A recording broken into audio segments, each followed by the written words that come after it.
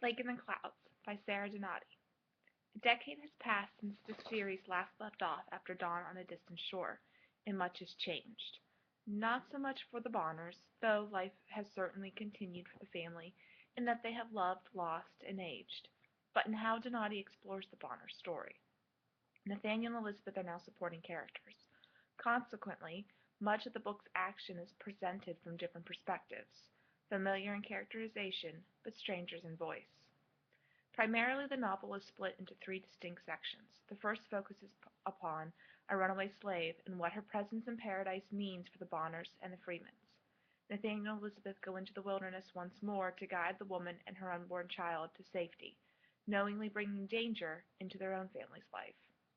Next, Hannah leaves Paradise for New York City, traveling with an ill Kitty and Ethan to gain smallpox vaccination training.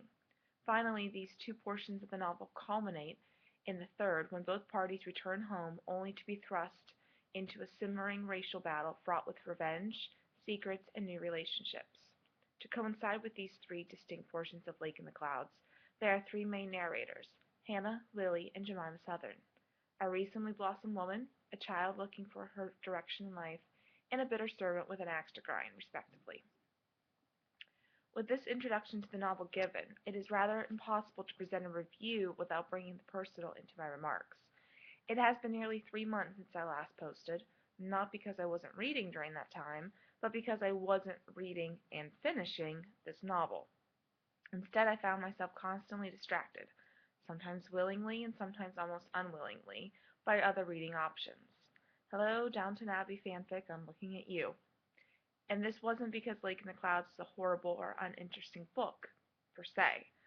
While I realize this is certainly not a stellar recommendation, the truth of the matter is that, for a series which has been up to this point quite stellar, Lake in the Clouds was a disappointment. And because it did not live up to its predecessors, the novel hurt itself by comparison. A separate entity, and I believe I would have finished the work much sooner. But I was disgruntled by the lack of Nathaniel and Elizabeth in Lake in the Clouds, and that disgruntlement just became a lack of interest in regards to new characters not related back to the Bonner story, Hannah's medical endeavors, Lily's adolescent thoughts and insights, and Jemima's interloping presence. One hopes that next, when there is fire along the sky, Donati will return to what made her series memorable and enjoyable in the first place, that she'll take her readers back into the wilderness, figuratively again.